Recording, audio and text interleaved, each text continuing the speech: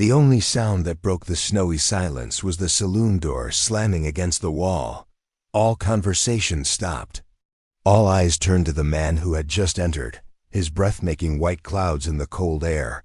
He rushed to the bar. "McCleary," he said urgently, "you have to get to the butcher's shop. Now, there's a woman and children. My God, they're nearly frozen." In the corner, a man who hadn't moved in an hour quietly set his mug down on the table. He'd long been accustomed to the cold, a chill from within that no coat could warm. He stepped outside, the biting air seeming to have no effect on him. Behind the butcher shop, where barrels of bone and scraps spilled into the frozen alley, he saw them. They were less like shadows and more like bruises on the white snow. 5 children huddled together for warmth, pressed against a woman in a thin cloak. The eldest girl, too thin for her dress, was trying to brush snow off a stale crust of bread that even a dog would refuse. Another boy gnawed on a hardened rind of cheese, his eyes closed as if trying to remember the taste. The smallest had no shoes at all, its bare feet purple against the frozen earth. The woman lifted her head. Her face was gaunt, but her eyes were not. They met Frank's not with a plea, but with a bare, exhausted existence. Something inside Frank, something long dormant, stirred. The eldest girl took a step forward, her hands clenched. "Sir," she said, her voice thin as a thread, "could we have what you've thrown away?" Frank didn't answer her. He looked at the woman. "Are these children yours?" His voice was hoarse from disuse. She only gave a slight nod, her lips cracked and pale. Frank turned without a word. He crossed the snow-covered street, his steps heavy and deliberate. When he returned, he carried a cloth sack. Inside was bread, some beef jerky, and a few apples that had gone soft. He didn't hand it to the woman. Instead, he placed the sack in the hands of the girl who had spoken. He saw her hands tremble as she took it, an image that would stay with him for a long time. After a pause, he asked, "Do you have a place to sleep tonight?" The woman shook her head slightly, her gaze drifting to her children. "My barn is empty," Frank said. "It isn't warm, but it will keep the wind off you." She didn't thank him. She just turned, herding the children before her like a tired shepherd. Frank stood and watched them go, one small figure stumbling in the snow. The faint cry of the baby in her arms was carried away by the wind. By the time he turned back, the snow had already begun to cover their tracks, as if they had never been there at all. The news spread faster than a winter wind. By morning, the whole town had something to talk about. When Frank went to the general store for nails and feed, he could feel the stares and hear the whispers behind his back. 5 of them, they say. In Miller's barn. It's Preacher Blackwood's daughter. The one who ran off with that card cheat, leaving a shame this town never forgot. Thought she was dead somewhere. Should have been. Frank didn't respond. He placed a few coins on the counter, his calloused fingers steady. He took his goods and walked straight out, back into a cold he found more tolerable. That afternoon, he went to the barn. The heavy door groaned on its hinges as he pushed it open, letting in a draft of frigid air.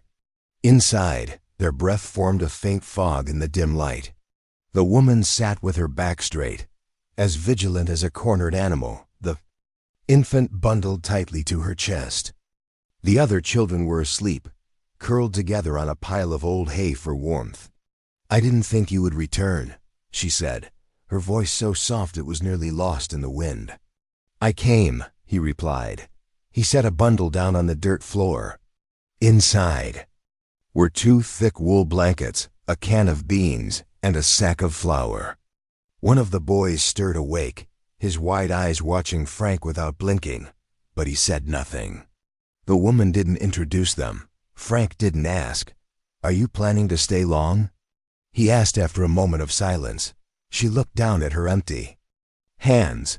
"I'm not sure there's anywhere else to go." The silence stretched. Frank leaned against a wooden post, feeling the dampness from the melting snow seep through the soles of his boots. "They won't leave you be," he said. "This town doesn't easily forget things that make them feel better about themselves." A faint, paper-thin smile crossed her lips. "I stopped waiting on their kindness years ago." That night, after he was sure they were asleep, Frank quietly nailed back some loose boards on the north wall of the barn, where the wind blew strongest. He told himself he was protecting the structure, though nothing of value had been kept there. For years, the next morning, he heard a sound he had almost forgotten. The sound of children's laughter, clear and crisp in the cold air. From his porch, he saw the eldest girl and a sister playing a game of cat's cradle, their small fingers deftly making complex shapes. The woman was brushing another girl's hair with a broken comb. The baby nursed peacefully beneath a shawl. When the eldest girl saw him, she paused for a moment, then waved. Frank raised a hand in return. A little later, the woman approached him, leading the boy who was always silent. "This is Samuel," she said. "He doesn't speak, but he sees everything." Frank knelt to the boy's level. The boy regarded him seriously, without fear.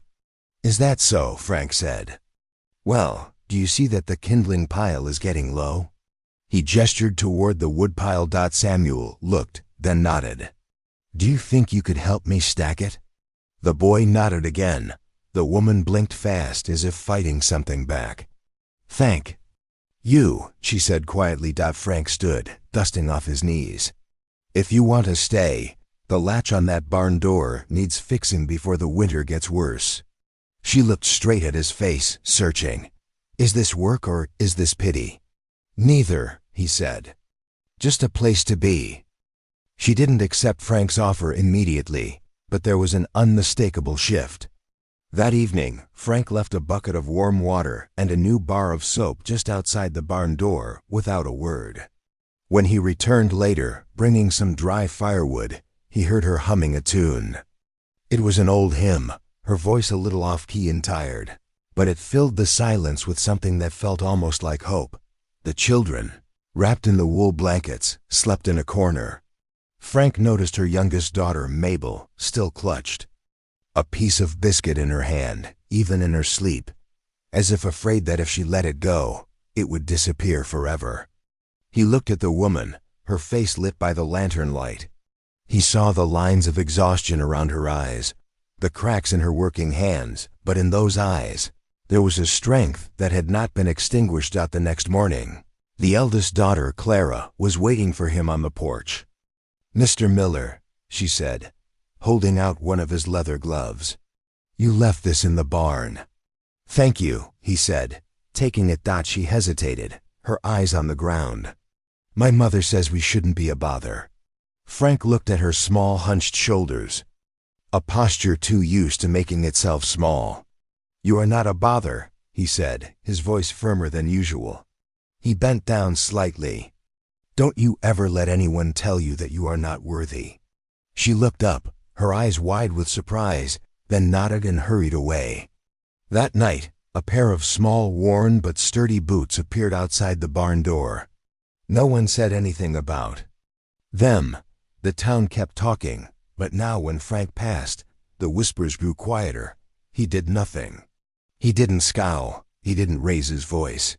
He just met their gazes, a look that was quiet, not judgmental but not yielding either, and it was enough to make them fall silent. By the third night, the baby had stopped crying.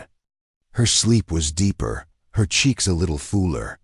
Frank stood at the threshold of the barn, quietly watching the woman rock her child, telling her a story about the stars. The snow began to fall again, but inside the barn, an unspoken warmth was spreading. But that peace didn't last. A few days later, someone had used a sharp object to carve a word into the wooden wall of the general store, right where everyone could see it. Unholy. She saw it when she went to town for some thread. She didn't flinch, nor did she cry. But that night, when Frank brought a loaf of fresh bread and some milk, she looked at him, her eyes a still lake hiding a storm. "They will never forgive me," she whispered. Not for what I've done, but because I dared to need help.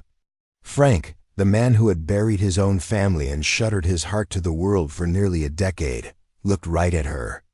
Then let them choke on their own judgment, he said, his voice low and hard.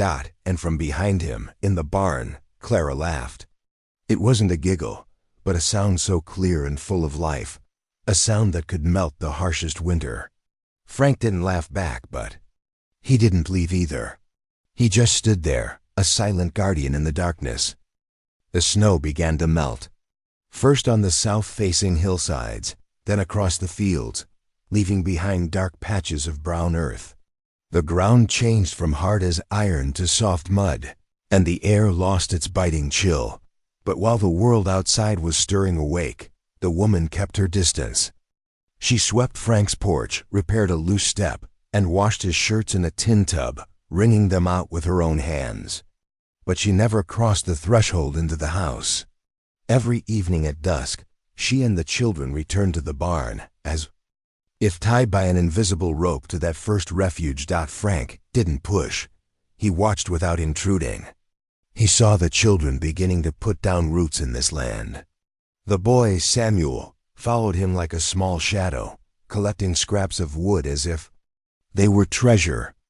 The girl, Clara, had taken on the task of feeding the chickens each morning, and the other children played quietly around the yard, their small laughter like the first notes of music after a long, silent winter. One afternoon, Frank met her at the gate as she returned from town.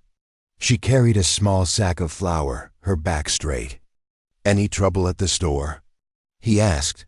"Nothing more than usual," she replied. He didn't ask further.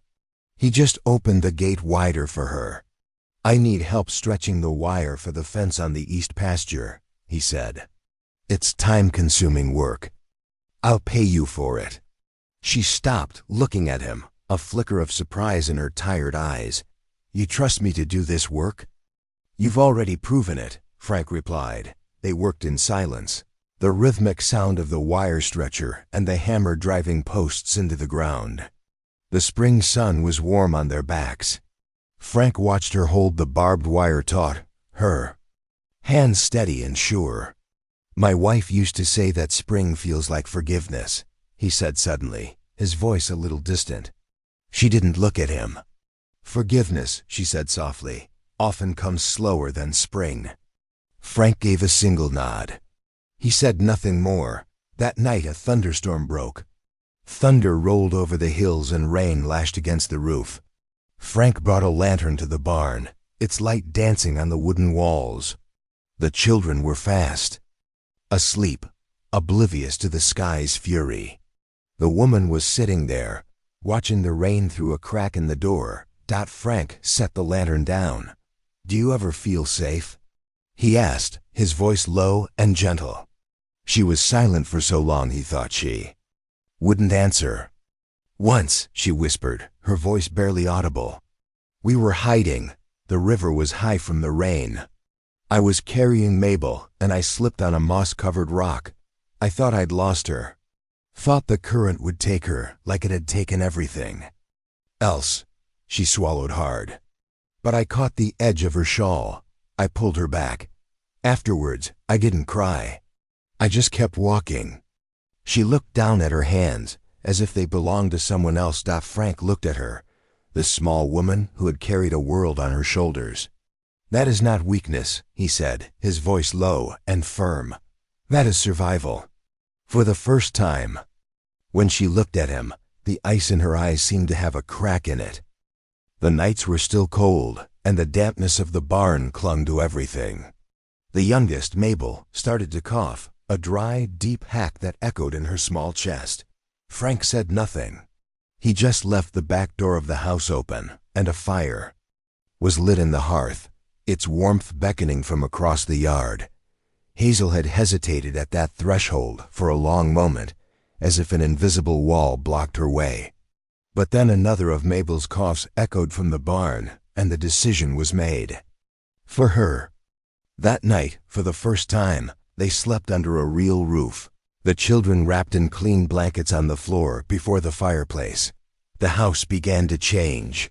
Its heavy silence, once an echo of loss, was now filled with the small sounds of life. The patter of bare feet on the wood floors, whispered stories, the crackle of the fire. A few days later, while kneading dough in the kitchen, Hazel began to hum. Frank, who was in the yard mending a harness, stopped his hands. He stood still, listening to the tune drift through the open window.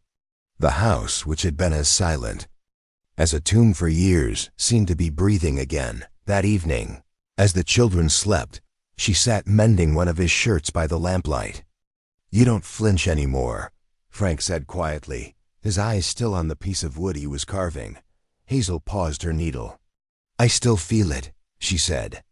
"It just doesn't show on the outside anymore. That's strength," he said. She shook her head slightly. "It's survival. They're different things." But the storm outside the house had not passed. The rumors continued.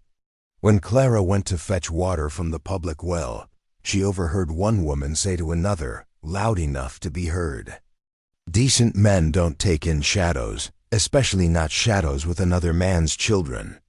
That night, Clara didn't eat her supper. Hazel sat beside her, stroking her hair. "They hate us," the girl whispered, her eyes full of tears. "That is not your burden to carry," Hazel said, but her own throat was tight. Mabel's cough grew worse. By dawn, she had a high fever, her breathing shallow and rapid. The herbs Hazel brewed for her had no effect. Frank looked at the child, struggling for breath on the makeshift bed. "She needs a doctor." "He won't come," Hazel said, her voice hopeless. "Not for us." Frank didn't argue. He just put on his hat, and before the sun was up, the sound of his horse's hooves had faded down the road. He returned shortly after, and Dr. Fields followed, his expression annoyed, but professional. He examined Mabel, gave her some bitter-tasting medicine, and left curt instructions. "She has a strong constitution," he said before leaving. "She'll pull through." By evening, the fever broke. Mabel's breathing became even.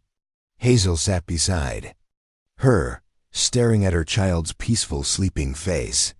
And then she began to cry. They were not tears of sorrow, but of release, silent tears that streamed down her face after years of being held back. Frank came into the room, placing a steady hand on her shoulder. She didn't pull away. "She is strong," he said softly. She looked up at him, her vision blurred by tears. "So is her mother," he added. On the other side of town, in his office, Sheriff McCleary was cleaning his pistol. He had heard enough complaints. It was time to act. The final snowstorm of winter arrived at dawn. It didn't howl, but fell silently, a white curtain descending, covering everything in a judgmental silence. Inside the house, no one spoke, but they all knew.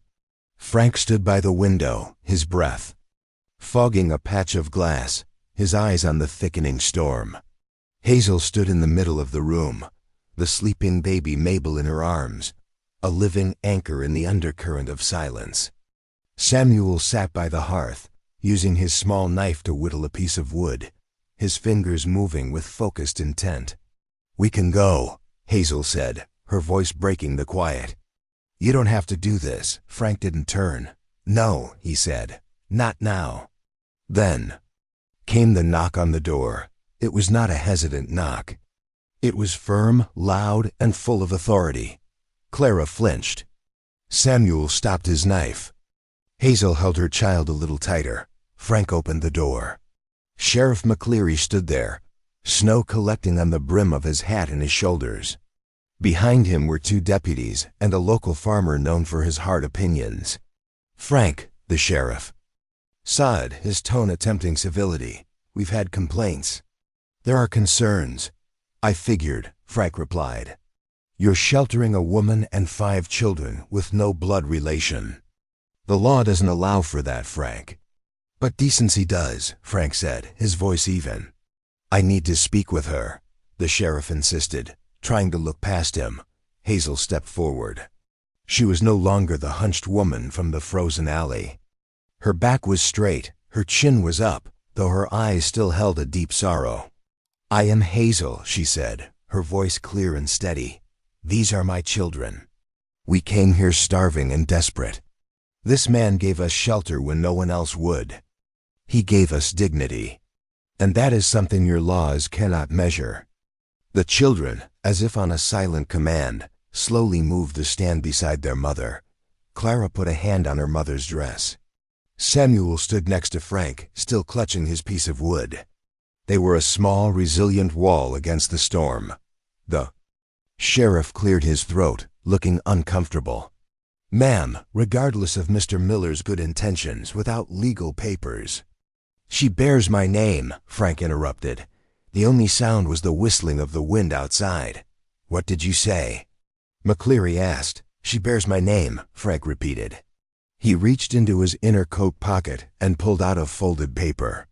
"A marriage license, signed and stamped this morning by Judge Miller." The deputy stepped forward, taking the paper from Frank's hand. He read it, then passed it to the sheriff. McCleary stared at the paper, then at Frank, then at Hazel. His hard face seemed to soften slightly under the weight of it. "Well," he muttered, "this changes things." "It does," Frank said. McCleary handed the paper back. He tipped his hat awkwardly toward Hazel. "Mrs. Miller," he said, then turned and walked away with his men, their footprints quickly being filled by the snow. Door closed, shutting out the cold and the town. Hazel looked at Frank, speechless. "I didn't do that so they couldn't take you away," he said. "I did it so they would know you belong here." Tears began to stream down her face, but this time Clara stepped forward and took her hand. Samuel placed his finished carving, a small bird, on the mantelpiece. That night, after the children were asleep, Hazel sat in the rocking chair before the warm fire. Frank stood there, looking into the flames. "It's just a piece of paper," she said softly. "I married you in winter," he replied, his voice low and warm. "Things planted in winter grow deep roots." He walked over, gently taking the sleeping Mabel from her arms so she could rest. "And in the spring," he added, "we will build, together." Outside the window, the snow continued to fall, but it no longer felt like a burial shroud. It felt like a promise of a beginning.